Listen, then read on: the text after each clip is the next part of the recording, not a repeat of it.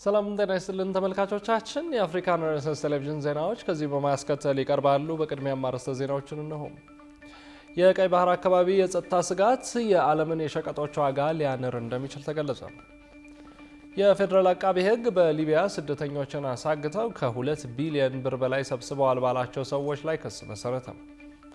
በደቡብ ሱዳን የጦር አዛዡ ማንንም እንዳትምሩ በሚል ለወታደሮች ያስተላለፉትን ትዕዛዝ የተባበሩት መንግስታት ድርጅት አወገዘ።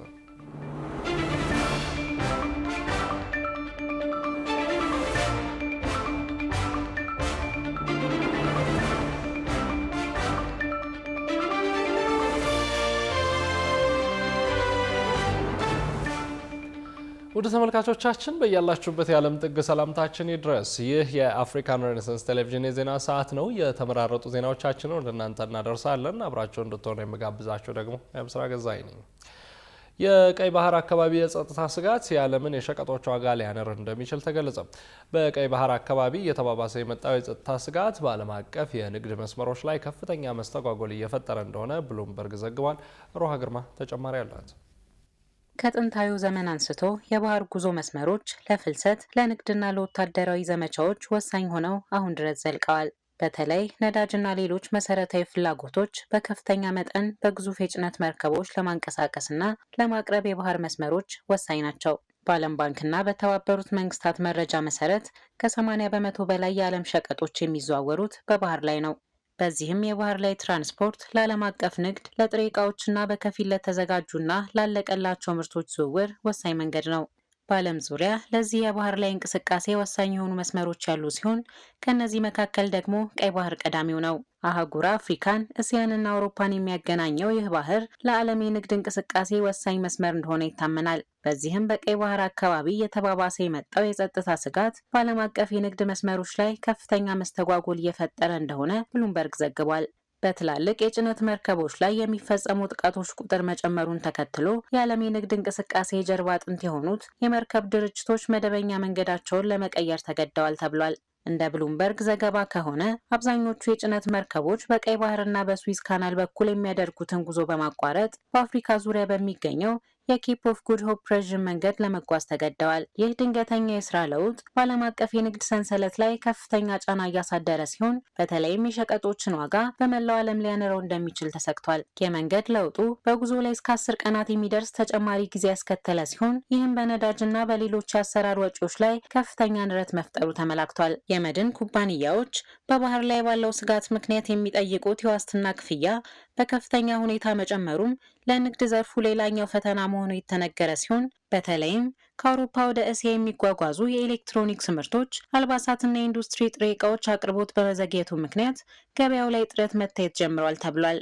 በተጨማሪም የቀይ ባህር መስመር ለነዳጅና ለተፈጥሮ ጋዝ ዝውውር ቁልፍ በመሆኑ ቀውሱ በዓለም አቀፍ የኃይል አቅርቦትና ዋጋ ላይ መዋዠቅ እያስከተለ ይገኛል ተብሏል።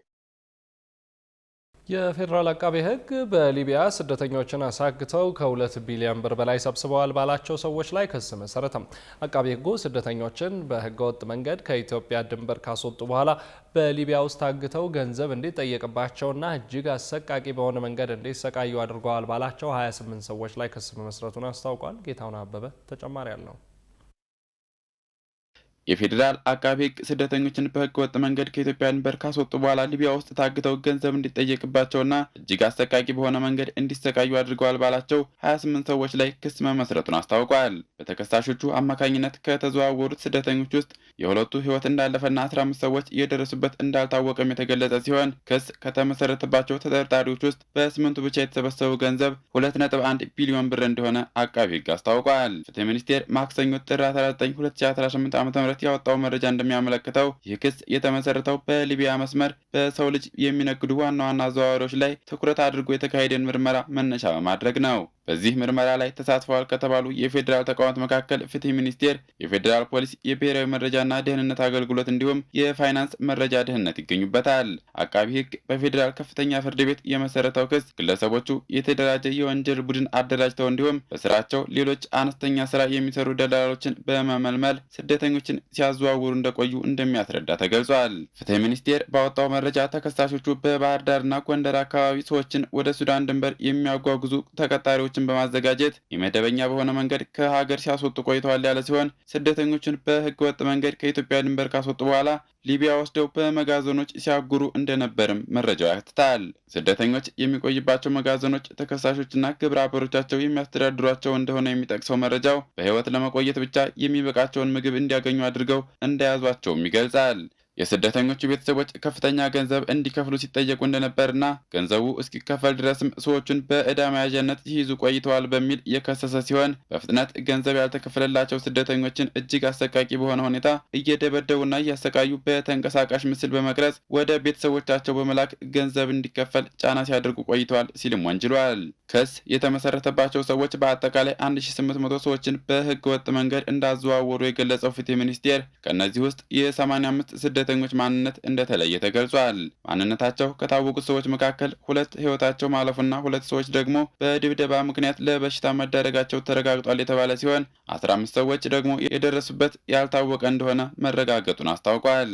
አቃቢ ህግ የመሰረተው ክስ እንደሚያስረዳው ታጋቾችን ለማስፈታት የሚከፈለው ገንዘብ ሲሰበሰብ የነበረው 8 ተከሳሾችና ሌሎች ግብረ አበሮቻቸውን የባንክ ሂሳብ በመጠቀም እንደሆነም ያመለክታል።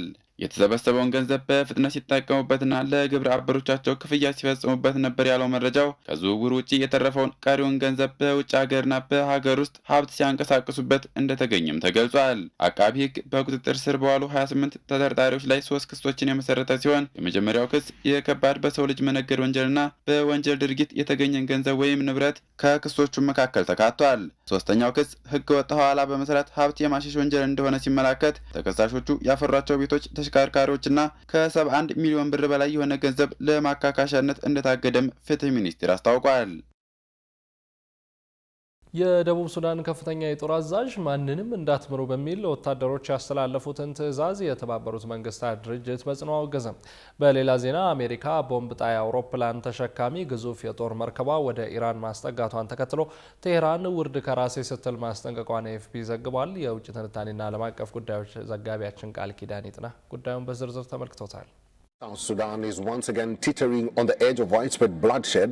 The United Nations has issued a warning saying the latest violence could put civilians in the line of fire. በረደ ሲባል እየባሰ የሚሄደውን ግጭት ጦርነት ለማስቆም የተካሄዱ ድርድሮችም ሆኖ የሽምግልና መድረኮች ወበከንቱ ሆነው ቀርተዋል። ሰክኖ የከረመው የአማጽያንና የመንግስት ወታደሮች ጦርነትም ዳግም አንሰራርቷል። ቀድሞም የሻከረውን የኪርና የማቻር ግንኙነት ወደ ሌላ ውጥረት የመራው ማቻር በነፍስ ግድያ፣ በአገር ክደትና በሰብአዊነት ላይ በሚፈጸሙ ወንጀሎች ክስ ተመስርቶባቸው መታሰራቸውን ተከትሎ ነበር።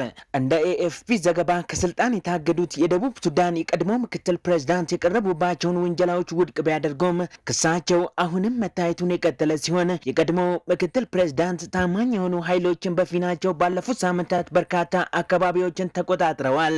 የአገሪቱ ጦር ሰራዊት በጆንግሌ ግዛት በሚገኙ 3 አውራጃዎች ውስጥ በሚገኙ ታጣቂ ኃይሎች ላይ የሚያካሂደውን ጥቃት ከመክፈቱ አስቀድሞ ሁሉም ሲቪሎች፣ የተባበሩት መንግስታት ሰራተኞችና ሌሎች የረድኤት ድርጅቶች አካባቢውን ለቀው እንዲወጡ አዟል። ባለፈው ሳምንት የሀገሪቱ ጦር አዛዥ ወታደሮቻቸው በ7 ቀናት ውስጥ አመጹን እንዲደመስሱ ትዕዛዝ ሰጥተውም ነበር።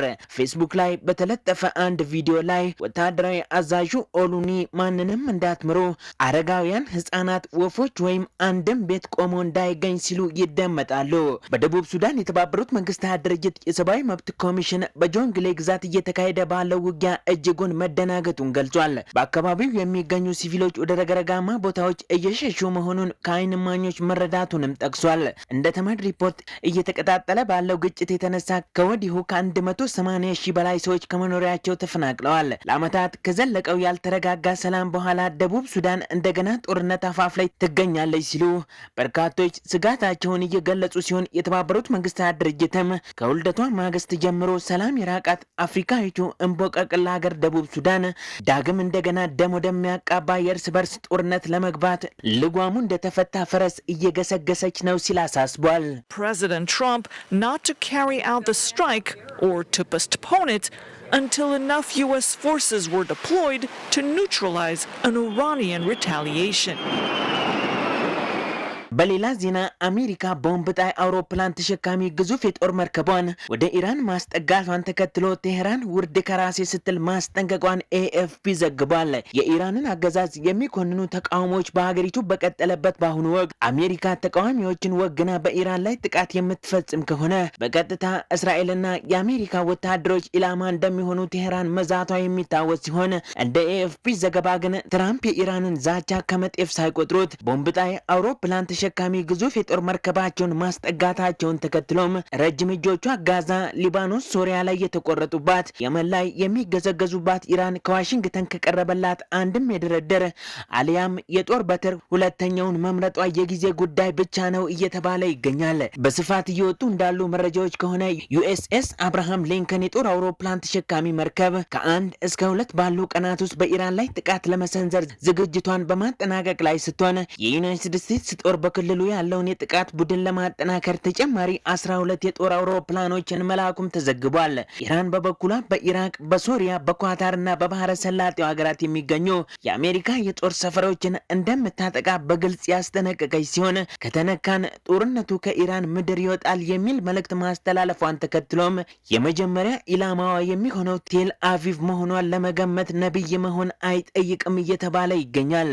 ከዚህ በተጨማሪ ኢራን ወታደራዊ አዛዦቿ ወደ ጦር ሰፈራቸው እንዲመለሱ አስቸኳይ ትዕዛዝ መስጠቷ የተሰማ ሲሆን በርካታ የዓለማችን አየር መንገዶችም ወደ ዱባይ፣ ሪያድ፣ ደማስቆና ቴል አቪቭ የሚደረጉ በረራዎቻቸውን መሰረዛቸውን በማመልከት በወታደራዊ ቋንቋ ይህ የመጨረሻው ሰዓት መቃረቡን ያሳያል እየተባለም ነው። እናም አሁን የብዙዎች ጥያቄ ደም ጠጥቶ ደም የሚጠማው ምድር የሚባልለት መካከለኛው ምስራቅም ከታሪክ የተማርነው ነገር ከታሪክ አለመማራችን ነው እንዲሉ ዳግም ወደ ከፋ መተላለቅ መግባቱ አይቀሬ ነው ወይ የሚለው ሆኗል። ምርጫ ቦርድ 8 የፖለቲካ ፓርቲዎች በጋራ ያወጡትን መግለጫ ሕጉን ካለማወቅ የተሰጠ መግለጫ ነው በማለት ተችቶታል። ከቀናት በፊት ፓርቲዎቹ ለ7ኛው ሀገራዊ ምርጫ እክል ሆነውብናል ያሏቸው ጉዳዮች በጋራ መግለጫ አውጥተው ነበር። ብዙነህ እንዳለ ዝርዝር አለው። ጥር 15 ቀን 2018 ዓ.ም 8 የፖለቲካ ፓርቲዎች ማለትም ህብር ኢትዮጵያ፣ የመላው ኢትዮጵያ አንድነት ድርጅት፣ ባልደራስ ለእውነተኛ ዲሞክራሲ፣ ትብብር ለኢትዮጵያ አንድነት፣ አማራ ጊዮናዊ ንቅናቄ፣ የኢትዮጵያ ህዝባዊ አብዮታዊ ፓርቲ፣ የኢትዮጵያ ሶሻል ዲሞክራቲክ ፓርቲና የወላይታ ብሔራዊ ንቅናቄ በጋራ በመሆን ለ7ኛው ሀገራዊ ምርጫ ለመሳተፍ እክል ሆነውብናል ያሏቸውን ጉዳዮች በጋራ መግለጫ አውጥተዋል። ለዚህ የጋራ መግለጫ ምላሽ የሰጠው የኢትዮጵያ ብሔራዊ ምርጫ ቦርድ መግለጫው ቦርዱ በቴክኖሎጂ የታገዘ የመራጮች ምዝገባን በማከናወን ፓርቲዎችን ሲያጋጥሙ የነበሩ ተግዳሮቶችን ቢቻል ለማስቀረት ካልሆነም ለመቀነስ ማሰቡን እንዲሁም የእጩዎች ምዝገባን በይፋ ከተጀመረበት ጊዜ አንስቶ ሂደቱ ላይ ያጋጠመን ለሚሉት የቴክኒክ ችግሮች አፋጣኝ መልስ ለመስጠት ሲያደርግ የነበረውን ጥረት ያላገናዘበ ነው ብሎታል። ፓርቲዎቹ ካነሷቸው በርካታ ሀሳቦች ውስጥ የኢሜይል አጠቃቀም ካለው ሀገራዊ ተጨባጭ የቴክኖሎጂ እድገት አንጻር አስገዳጅ መሆኑ አግባብ አይደለም ሲሉ ላቀረቡት ቅሬታ ቦርዱ መስተካከል አለበት ብሎ ተቀብሎ በምዝገባ ላይ የኢሜይልን አስገዳጅነት ማስቀረቱን አስታውቋል። የፖለቲካ ፓርቲዎችና የግል እጩዎች ለ7ኛው ሀገራዊ ምርጫ በበይነ መረብ ለመመዝገብ የግል የኢሜይል አድራሻ እንዲኖር የሚያስገድድ አሰራር በ8 ፓርቲዎች ቅሬታ ምክንያት ማስቀረቱንም አስታውቋል። ምርጫ ቦርድ እጩዎች ባሉበት ሆነው ጊዜና ገንዘባቸውን በመቆጠብ እንዲመዘገቡ ለማስቻል ታስቦ የተዘረጋው ስርዓት ቢሆንም ቦርዱ የፓርቲዎቹን ቅሬታ በአዎንታዊ መንገድ በመቀበል በኦንላይን በዌብሳይት አማካኝነት የሚካሄደው የምዝገባ ላይ የኢሜይል አድራሻን አስገዳጅ ያደርገውን አሰራር አስቀርቷል። ምርጫ ቦርድ ከኢሜይል አማራጭ በተጨማሪ ፓርቲዎች መረጃዎችን የሚለዋወጡበትንና የሚመዘገቡበትን የቴሌግራም ቻናል ማዘጋጀቱንም አስታውሷል።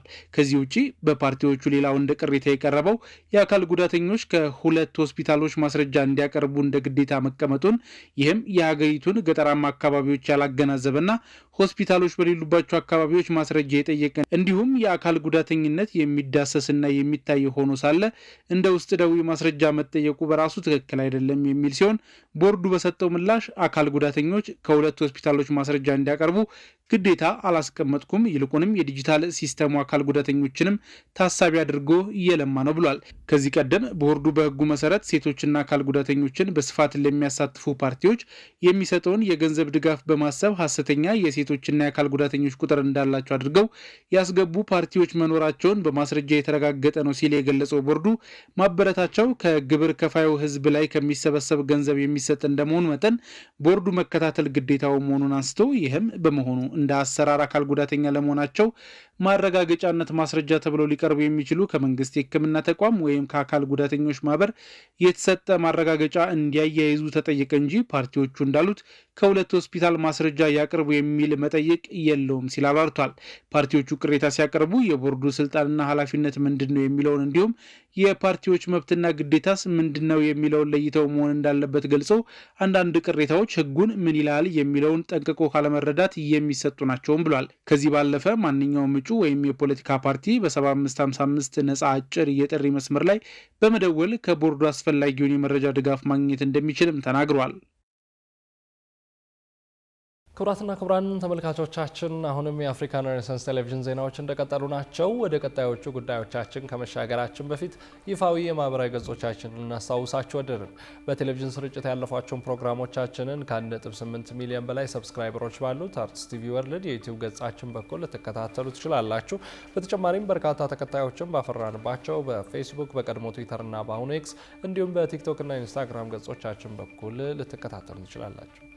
ከቆይታ በኋላ አወዛጋቢ የዳኝነት ውሳኔ የታጀበው የሲቢ ኢትዮጵያ ፕሪሚየር ሊግ ጨዋታዎች ሲደረጉ መቻል ድል ቀንቶት ቅዱስ ጊዮርጊስ ነጥብ ተጋርቶ መውጣቱን ጨምሮ የተመራረጡ ስፖርታዊ መረጃዎችን ወደ እናንተ እናደርሳለን። ይጠብቁን።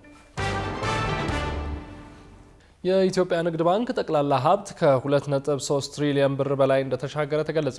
ይህ የተገለጸው የኢትዮጵያ ንግድ ባንክ የእርስዎ እርካታ የባንካችን ስኬት ነው በሚል መሪ ቃል የደንበኞች አገልግሎት ሳምንትን ባስጀመረበት ስነ ስርዓት ላይ ነው። ዝርዝሩን ናቲማናዬ ይነግራቸዋል። የኢትዮጵያ ንግድ ባንክ የእርስዎ እርካታ የባንካችን ስኬት ነው በሚል መሪ ቃል የደንበኞች አገልግሎት ሳምንትን ዛሬ ጥር 19 ቀን 2018 ዓ.ም በዋና መስሪያ ቤቱ ባከናወነው የመክፈቻ ስነ ስርዓት ማክበር ጀምረዋል።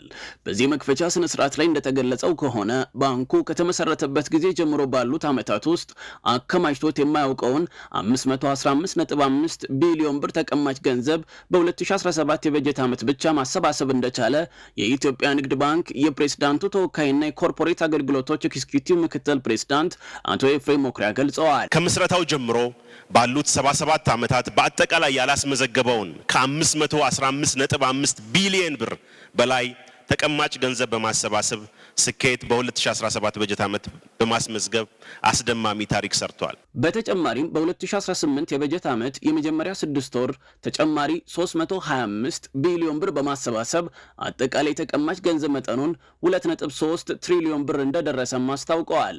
ይህም ጠቅላላ ሀብት መጠን በአሜሪካን ዶላር ሲሰላ 15 ቢሊዮን የአሜሪካን ዶላር ገደማ እንደማለት ነው። ጠቅላላ ሀብቱን ከ2.3 ትሪሊዮን በላይ ያሻግሯል። በመቀጠልም በያዝነው በ2018 በጀት ዓመት የመጀመሪያ አጋማሽ ከ325 ቢሊዮን ብር በላይ ተጨማሪ ገንዘብ በማሰባሰብ አጠቃላይ ተቀማጩን 2 ትሪሊዮን ብር ማድረስ ችሏል። ይህም ባንካችን በህብረተሰቡ ዘንድ ከፍተኛ እምነት እያሳደረ መሆኑን ያመላክታል። የኢትዮጵያ ንግድ ባንክ በአሁኑ ወቅት ከ45 ሚሊዮን በላይ ደንበኞችን እያገለገለ የሚገኝ ሲሆን ይህም ባንኩ በሀገሪቷ የፋይናንስ ዘርፍ ውስጥ ያለውን የ50 በመቶ የገበያ ድርሻ አጠናክሮ እንዲቀጥል አስችሎታልም ተብለዋል።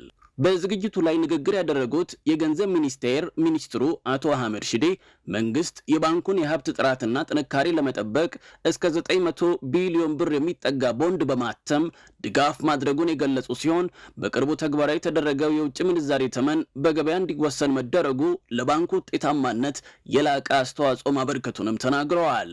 የንግድ ባንካችን አጠቃላይ ለፋይናንሻል ሴክተር ስታቢሊቲ ትልቁና ዋነኛው አንኳር ነው። በአብዛኛው አጠቃላይ በባንኪንግ ዘርፍ ያለው እንቅስቃሴ ከ50% በላይ የሚሸፍነው ንግድ ባንካችን ነው። ስለዚህ የንግድ ባንክ ባላንስ ሺትን የማስተካከል ጉዳይ የነበረበትን ተጋላጭ የመቀነስና በከፍተኛ ደረጃ ውጤታማ ማድረግ ላይ በፋይናንሻል ሴክተር ስታቢሊቲ ሪፎርሙ ሰፊ ስራ የተሰራበት ነው። እስከ 900 ቢሊዮን የሚጠጋ ብር ቦንድ በማተም በንግድ ባንክ ተከማችቶ የነበረው የመንግስት ልማት ድርጅቶች ብድርና ካፒታሉን በማሳደግ በ10 ዓመት ጊዜ ውስጥ በመንግስት በጀት የተያዘ ክፍያ ማድረግ የተጀመረበት ስርዓት ነው። የኢትዮጵያ ንግድ ባንክ በዛሬው ዕለት የጀመረው የደንበኞች አገልግሎት ሳምንት ደንበኞቹን ይበልጥ ለማቅረብና የአገልግሎት አሰጣጡን ለማሻሻል ያለመ እንደሆነም ተነግሯል። ክቡራን ተመልካቾቻችን አሁን የተመራረጡ ስፖርታዊ መረጃዎቻችን ወደ እናንተ የምናደርስበት ሰዓት ላይ ደርሰናል። ስፖርታዊ መረጃዎቹ ባልደረባችን ሷሊ ማመድ ወደ እናንተ ይደርሳሉ። ከመረጃዎቹ ጋር መልካም ቆይታ።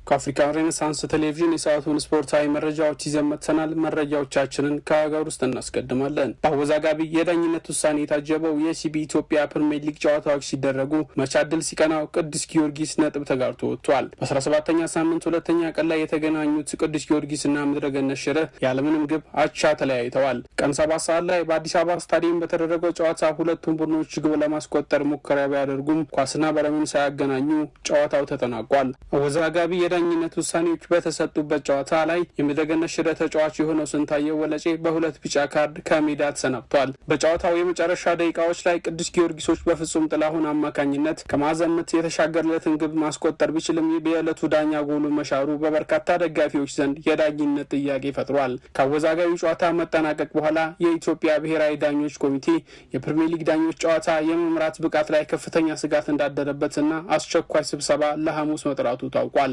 በተለይ በትላንትናው ዕለት ቅዱስ ጊዮርጊስ ግልጽ የሆነ የዳኝነት ስህተት የታየበት ቪዲዮ ከተለቀቀ በኋላ በርካታ የስፖርት ተመልካች ቅሬታውን እያቀረበ ሲሆን የተለያዩ ክለቦችም አሳማኝ የቪዲዮ ማረጋገጫ እያቀረቡ ነው። ሊጉ ረፍት ሲያደርግ የተለመደ መደበኛ የስብሰባ ጊዜ እንዳላቸው የሚታወቅ ሲሆን በየጨዋታዎች የተፈጠሩ ያሉ ስህተቶች ግን ብሔራዊ ዳኞች ኮሚቴን ስጋት ውስጥ በማስገባታቸው ለሌሎችም አስተማሪ የሆኑ ውሳኔዎችን ለማስተላለፍ ለዕለተ ሐሙስ አስቸኳይ ስብሰባ መጥራቱ ተገልጿል። የመቻል የአምና የሊጉ ሻምፒዮኖችን ማሸነፍ ችሏል። በ17ኛ ሳምንት የሲቢ ኢትዮጵያ ፕሪሚየር ሊግ መርሃ ግብር መቻል ከኢትዮጵያ መድር ያደረጉት ጨዋታ 1-0 በመቻል አሸናፊነት ሲጠናቀቅ የመቻልን ብቸኛ የማሸነፊያ ግብ ቸርነት ጉግሳ ከመረብ አሳርፏል። በተመሳሳይ ሰዓት በአዳማ ሳይንስና ቴክኖሎጂ ዩኒቨርሲቲ ስታዲየም በተካሄደው የኢትዮ ኤሌክትሪክና ወላይታ ዲቻ ጨዋታ ደግሞ ያለምንም ግብ 0-0 ተጠናቋል። በተለያዩ የዳኝነት ውሳኔዎች ገና ካሁኑ ፈተና ውስጥ የገባው ሊጉ የ17ኛ ሳምንት ጨዋታዎችን ሲያጠናቅቅ ሲዳማ ቡና ሊጉን እየመራ ይገኛል። አርባ ምንጭ ከተማ እግር ኳስ ክለብ የዓመቱ 3ኛ ዋና አሰልጣኝ በማድረግ አዲስ ካሳን አስፈረመ። በዘንድሮው የውድድር ዓመት በፕሪሚየር ሊጉ በውጤት ቀውስ ውስጥ የሚገኙት አዞዎቹ በጊዜያዊ አሰልጣኝ አበባ ቡጣቆ እየተመሩ ከገቡበት የውጤት ማጣት ጉዞ ባለመውጣታቸው የክለቡ ቦርድ ባደረጉ አስቸኳይ ስብሰባ በፕሪሚየር ሊጉ ላይ ደካማ የውድድር ጉዞውን በማድረጉ ከቀድሞ አሰልጣኝ በረከት ደሙ ጋር በመለያየት በጊዜያዊ አሰልጣኝ ያለፉትን 8 ሳምንት ጨዋታዎችን በቀድሞ የቅዱስ ጊዮርጊስና የኢትዮጵያ ብሔራዊ ቡድን ተጫዋች እንዲሁም የቢ ላይሰንስ ባለቤት በሆነው በአበባ ቡጣቆ ምክትል አሰልጣኝነት በቦታው እየተመራ መቆየቱ ይታወሳል። ሆኖም ክለቡ የተፈለገውን ውጤት ባለማምጣቱ ምክንያት በቦታው ልምድ ያለውን ቋሚ ዋና አሰልጣኝ መቅጠር አስፈላጊ ሆኖ በመገኘቱ የክለቡ ቦርድ የተለያዩ አሰልጣኞችን የስራ ማስረጃዎችን በመፈተሽ አሰልጣኝ አዲስ ካሳን ክለቡን በዋና አሰልጣኝነት እንዲመራ ወስኗል። ቀሪውን የውድድር ዓመት ከአርባ ምንጭ ከተማ እግር ኳስ ክለብ ጋር የሚቀጥሉት ዋና አሰልጣኝ አዲስ ካሳ ከክለቡ አባላት ጋር ትውውቅ በማድረግ በቡድኑ በይፋ ተቀብለው ስራ ጀምረዋል። አሰልጣኙ አርባ ምንጭ ከተማን በሊጉ የመቆየት ግዴታ ተቀብሎ ስራ የጀመረ ሲሆን ክለቡን በሊጉ ያቆየዋል ወይ የሚለው የሚጠበቅ ይሆናል። የ2018 የፋንታ ሚዲያ ካፕ የምድብ ሁለተኛ ጨዋታዎች ሲደረጉ ሆፕ ቻናል ሲያሸንፍ ፌዴራል ፖሊስ ሚዲያ ነጥብ ተጋርቶ ወጥቷል። ጣቢያችን አፍሪካ ሬኔሳንስ ቴሌቪዥን ብቸኛ የሚዲያ አጋር የሆነበት የ2018 የፋንታ ሚዲያ ካፕ ጨዋታዎች ሲቀጥሉ ሆፕ ቻናልን ከኢትዮጵያ መገናኛ ብዙኃን ባለስልጣን ያገናኘው ጨዋታ በሆፕ ቻናል 5-3 አሸናፊነት ተጠናቋል። በሌላ ተጠባቂ ጨዋታ እና የሞት ምድብ በተባለለት የፍልሚያ ፌዴራል ፖሊስ ሚዲያ ከዳጉ ስፖርት አገናኝቶ 1-1 በሆነ ውጤት አጠናቆ ነጥብ ተጋርቶ ወጥተዋል። በሌላ በኩል ምድብ 1 ላይ የሚገኙት 433 ስፖርት በኢትዮጵያ ከላይቪስ ጉድ ጋር ያገናኘው ጨዋታ በተመሳሳይ 1-1 በሆነ ውጤት ተጠናቋል። ከሁለተኛ የምድብ ጨዋታ በኋላ ዳጉ ስፖርትና 433 ስፖርት በኢትዮጵያ በተመሳሳይ 4 ነጥብ በመሰብሰብ አንደኛና ሁለተኛ ደረጃ ላይ ሲቀመጡ ፌዴራል ፖሊስ ሚዲያና ላይቪስ ጉድ 1 ነጥብ በመሰብሰብ ሶስተኛና አራተኛ ደረጃ ላይ ተቀምጠዋል። ነገም የውድድሩ ተጠባቂ ጨዋታዎች ሲደረጉ ሀገሬ ቲቪ ከንስር ስፖርት፣ ሞዛይክ ስፖርት ከአዲስ ሚዲያ ኔትወርክ እንዲሁም ኢቢሲ ከሽርጉድ ኢንተርቴንመንት የሚያደርጉት ጨዋታ ይጠበቃል። አርትስ ቴሌቪዥንም የውድድሩ ብቸኛ የሚዲያ አጋር በመሆን የእያንዳንዱ ጨዋታ ውጤት ለእናንተ ለተመልካቾቻችን የምናደርስ ይሆናል።